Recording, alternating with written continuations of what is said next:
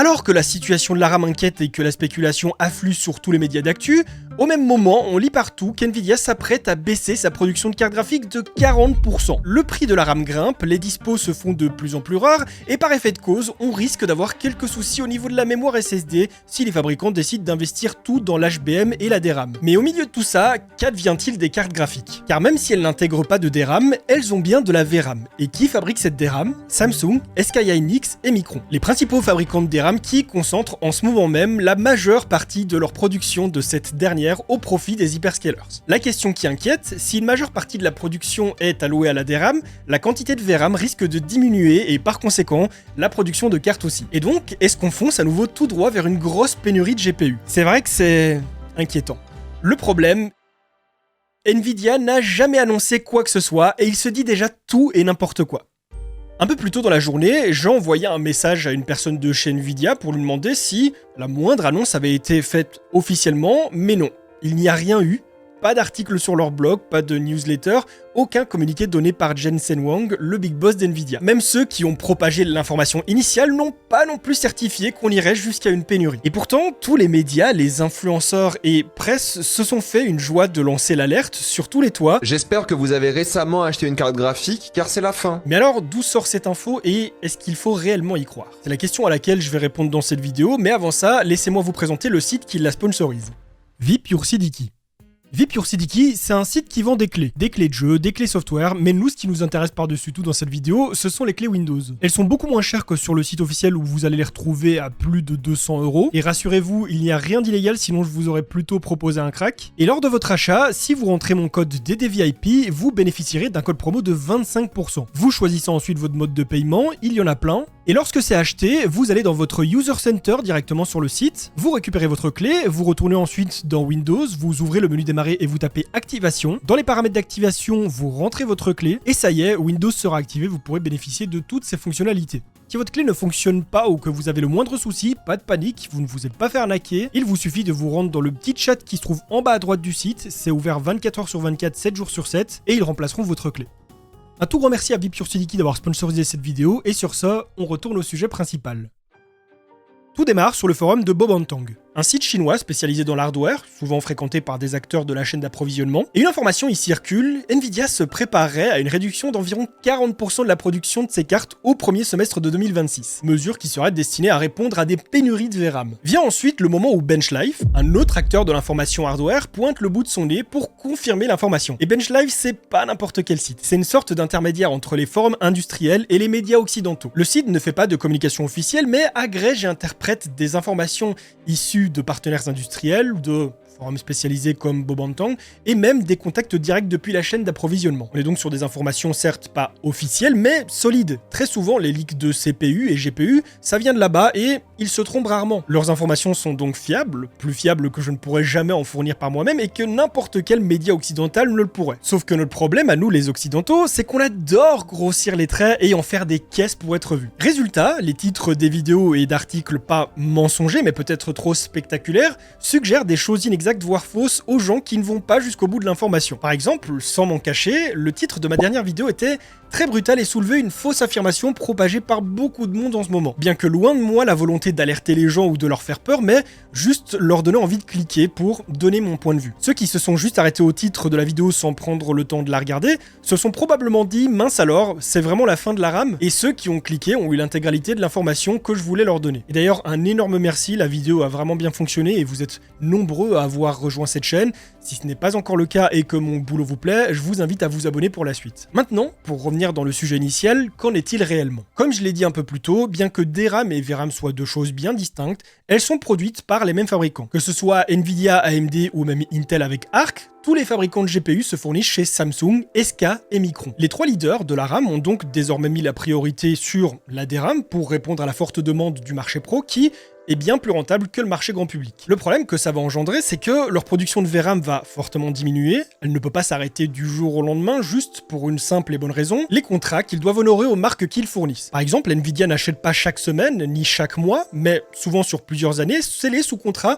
et c'est sans aucun doute comme ça pour tous leurs gros clients. Mais la production de VRAM se trouve donc prise en sandwich industriel. Nvidia va donc probablement pas à court terme, mais sur les mois et années à venir, avoir des stocks de VRAM moins conséquents pendant une période indéterminée, et va donc devoir faire des concessions. Le choix auquel on va penser direct, c'est celui de produire moins de quantité de cartes graphiques au global. Est-ce que cela aurait des conséquences? Eh bien, pas vraiment. Enfin, pour être plus nuancé, pas maintenant. Déjà, il faut se rendre à l'évidence, même si la production globale des cartes graphiques venait à baisser de 40%, l'impact ne serait pas aussi visible que celui de la pénurie d'il y a 4 ans. Les ventes ont chuté de manière générale, la demande est bien moins élevée et ce partout dans l'hardware, alors certes, ça ferait beaucoup parler et des gens seraient ralentis, voire dans l'impossibilité de mettre à jour ou même de créer leur nouveau PC. Il suffit de voir ce qui se passe actuellement avec la RAM, ça réveille plus de gens qu'il n'en faudrait et ça crée un sentiment de besoin à beaucoup alors que je suis persuadé qu'ils n'en ont pas besoin et n'en avaient même pas l'intention avant d'entendre parler de cette pénurie. Plusieurs personnes autour de moi m'ont lâché un « Hey, t'aurais pas de la RAM à vendre? Comme ça je monte à 64 Go, voire 128, au cas où plus tard ce serait trop cher. » Et d'ailleurs, la réponse c'est clairement non. Non parce que déjà vous n'en avez pas besoin, et ensuite parce que je vais attendre qu'elle monte à 25 000 € les 8 Go pour aller tout vendre sur eBay. C'est complètement faux, ne m'écoutez pas, ne me mettez pas dans le même panier que Frédéric le scalper du dimanche, s'il vous plaît. Mais c'est surtout qu'on n'est pas du tout dans une période où les ventes de PC explosent comme c'était le cas entre 2018 et 2023. Les ventes se font toujours, tous les jours, ça reste un marché qui tourne, et d'autant plus en période de fin d'année avec les cadeaux et les promos, mais ce n'est pas non plus l'Eldorado comme il y a quelques années. Vider les stocks, ça ne prendra pas quelques jours, quelques semaines, sauf si évidemment les petits scalpers débarquent et commencent à péter le marché. Il est certain que si demain une grosse baisse de stock est annoncée par Nvidia ou un tiers, eux ils vont pas se gêner. Et c'est d'ailleurs ce qui se passe un petit peu avec la RAM actuellement sur eBay. Il y a des gens qui tentent de vendre de la DDR4 à des prix aberrant, sauf que bien avant tout ça, il y avait déjà beaucoup de gens qui vendaient leur RAM en DDR4 à des prix très bas. Donc ne tombez pas dans le piège des annonces qui ont été mises récemment, allez voir un petit peu plus loin, je suis sûr que vous allez trouver de la DDR4 pas trop chère. Cette situation devient moins inquiétante lorsqu'on a l'information dans son intégralité et qu'on ne se contente pas juste de lire le titre qui dit « Nvidia va réduire sa production ». Vous n'êtes pas sans savoir qu'il existe plusieurs gammes de cartes avec des performances toutes différentes les unes des autres, et la VRAM est l'une des variables changeantes de ces performances. Dans la logique, plus on monte en gamme, plus on va monter en VRAM. Et pourtant, dans le catalogue Nvidia, il y a deux cartes qui ne suivent pas cette trajectoire, qui ne suivent pas cette logique, et qui font aussi un petit peu doublon dans le paysage. La 5060 Ti et la 5070 Ti. La 60 Ti existe en version 8 Go, mais aussi en 16 Go. C'est à première vue un peu con, on va pas se mentir. Et puis en réfléchissant, on se dit que pour ceux qui veulent faire de la VR ou même de l'encodage, c'est bien d'avoir plus de VRAM sans avoir à payer un modèle plus haut de gamme. Mais ce qui est vraiment débile, c'est que la 5060 dispose elle aussi de 8 Go.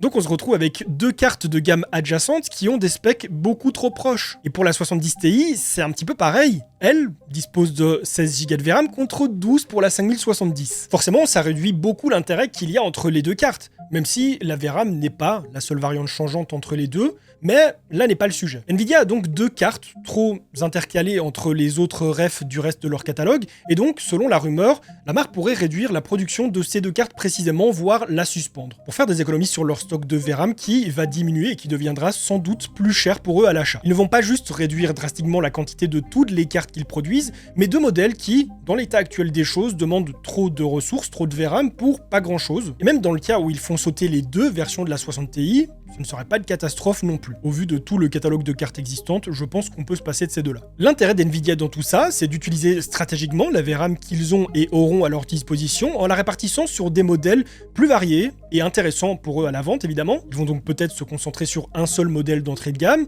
un seul milieu de gamme, un seul haut de gamme, un seul très haut de gamme et sans oublier évidemment les cartes pro qui ont beaucoup à voir avec l'IA elles aussi. Donc même si certes la situation de la RAM ne s'améliore pas, avec le temps, il va y avoir moins de cartes graphiques produites, ça c'est certain. Mais là, ce dont on parle au sujet d'Nvidia actuellement, ce n'est pas une réduction globale de tout ce qu'ils produisent, ce n'est pas de se dire voilà, au lieu de produire 20 000 unités de la 5080, on va en produire 15 000. On ne sait pas de quoi est fait l'avenir actuellement, donc peut-être que ce sera le cas pour toutes les cartes un jour, mais là actuellement on parle de ces deux modèles-là. Très souvent en tête d'affiche on va avoir Nvidia réduit ses stocks, point barre, et tout le reste arrive bien en dessous. Sauf que tout ce qui est en dessous, beaucoup de gens ne le lisent pas et ne vont pas le relayer correctement parce que c'est pas waouh. Moi si on m'annonce que Nvidia va réduire drastiquement sa quantité de cartes graphiques, je crois que je loupe un petit battement de cœur, mais si on me précise que c'est que sur la 60 et 70 Ti, ça va, je redescends. C'est pas si grave que ça au final. Et vous voyez, c'est pour ça que relayer des informations, c'est pas une mauvaise chose, bien au contraire. Mais relayer du faux juste parce qu'on a lu un titre et qu'on veut faire des vues, c'est de l'énorme merde. Alors attention,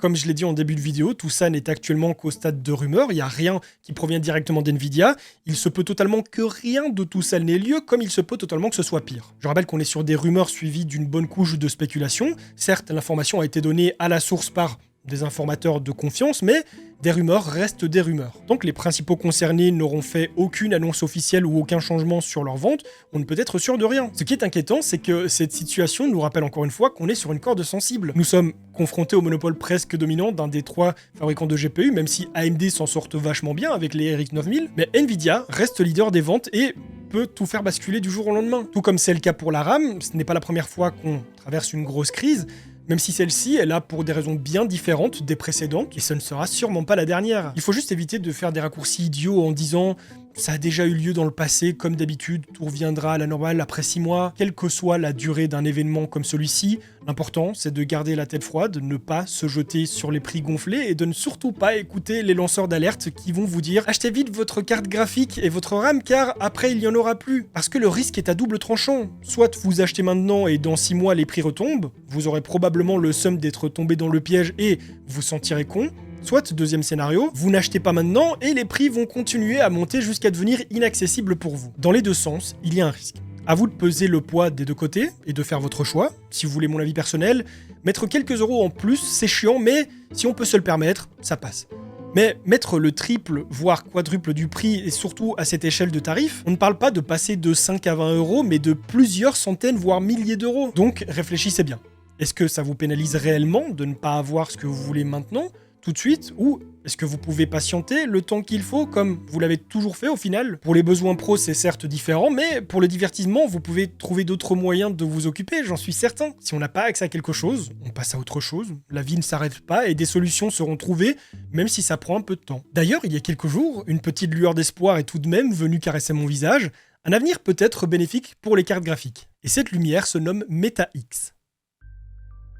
C'est une entreprise chinoise de semi-conducteurs spécialisée dans le GPU. Elle est arrivée dans le marché en 2020, donc c'est plutôt récent, et elle a récemment fait beaucoup parler d'elle en faisant une entrée en bourse fracassante. Plus 700% le jour même de son entrée. Comment ? Pourquoi ? MetaX est considéré comme l'un des acteurs émergents du marché chinois dans le GPU que Pékin souhaite développer depuis pas mal de temps pour réduire sa dépendance aux fabricants américains tels que Nvidia et AMD. Et justement, l'entreprise a été fondée par d'anciens ingénieurs d'AMD, ce qui lui donne une crédibilité technique dans le secteur du processeur graphique. La marque conçoit des GPU pour l'IA, le calcul haute performance et le rendu graphique, et sera déjà capable de s'approcher doucement de certaines cartes pro d'Nvidia, notamment avec sa C500 qui disposerait de 15 teraflops. Alors forcément, sur papier, c'est impressionnant.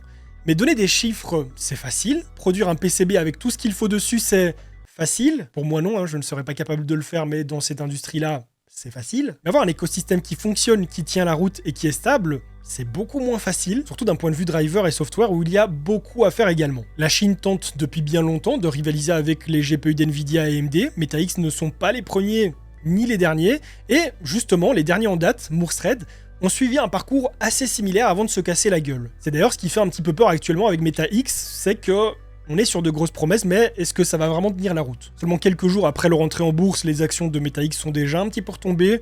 C'est normal, il y a la hype du début, et ensuite il y a les différents articles qui disent un petit peu ce qu'ils veulent, donc forcément ça se stabilise. C'est assez drôle d'ailleurs de voir le jeu qu'il y a entre eux et Nvidia côté bourse. Quand l'une monte, les autres descendent, c'est assez drôle. Mais revenons à notre mouton, la différence entre MetaX et Morse Thread, c'est que MetaX génère déjà beaucoup d'argent, mais sont toujours en perte. Il n'y a plus qu'à espérer que la suite reste positive, car avoir un acteur supplémentaire sur ce marché, ce serait pas mal du tout, ça ferait pas de mal. Qui plus est la Chine, qui certes est très critiquée dans l'industrie pour plusieurs raisons éthiques et concernant les droits de l'homme, mais généralement avec eux on a rarement de soucis avec la quantité, sauf s'ils décident de nous la mettre à l'envers, et c'est un petit peu ça le problème. Mais c'est leur force de frappe majeure.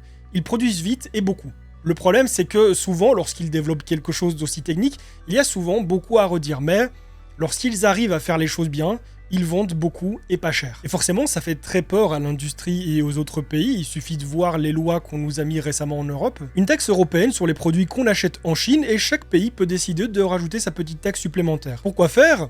Peut-être déjà se mettre un petit peu d'argent dans les poches, mais aussi forcer les gens à acheter local. Mais bon, ça c'est un autre sujet, ce n'est pas de mon domaine et ce n'est pas ce que je veux propager à travers cette vidéo. Le message que j'ai pour vous dans cette vidéo, c'est déjà faites attention à ce que vous achetez, à quel prix, ne tombez pas dans les pièges, et faites aussi attention à l'information que vous prenez. Par exemple, cette vidéo n'est pas une vérité absolue, je suis allé prendre de l'information à gauche, à droite, j'ai essayé de m'informer un maximum, j'ai posé des questions à des acteurs qui sont directement dedans, mais je peux aussi me tromper, je peux aussi faire de mauvaises provisions, je peux mal interpréter les choses, donc je vous recommande de ne pas en rester là-dessus et d'aller voir d'autres choses après. Je vous mettrai en lien quelques articles que j'ai pu lire de mon côté pour que vous ayez l'information à la source, mais encore une fois, même ces articles ne sont pas la vérité absolue, faut en regrouper un maximum pour avoir un avis construit. Faites attention à comment vous dépensez votre argent, que ce soit là-dedans ou ailleurs, ne vous laissez pas embarquer dans ces faux besoins qui vous sont créés. Ce n'est pas forcément toujours l'industrie qui vous crée ce besoin, c'est parfois aussi les gens, les médias, qui subitement vous donnent un petit stress en vous disant vite, il y aura plus de carte graphique, vous devez vite acheter la vôtre. Parce que c'est comme ça qu'on fait de mauvais choix et que je lis dans mes commentaires quelques mois plus tard, merde, cette carte graphique vaut tel prix alors que moi je l'ai acheté 4 fois le prix il y a 6 mois. Tout comme je l'ai dit, à l'inverse, il peut y avoir aussi des gens qui sont déçus de ne pas avoir acheté au bon moment parce que maintenant c'est devenu plus cher. Je pense que c'est juste très compliqué de faire les bons choix et que personne n'a vraiment la solution à chaque fois. Juste essayez d'être aussi patient que possible, essayez de chercher sur des marchés que vous n'avez pas l'habitude de regarder habituellement. Allez voir sur des sites allemands, espagnols, allez voir sur le marché de l'occasion. Mais en tout cas, le mot de la fin, soyez prudent, ne soyez pas trop impatient et surtout ne vous laissez pas manipuler par l'information. C'était Nico, on se retrouve très bientôt pour une nouvelle vidéo. En attendant, portez-vous bien. Bye les gens.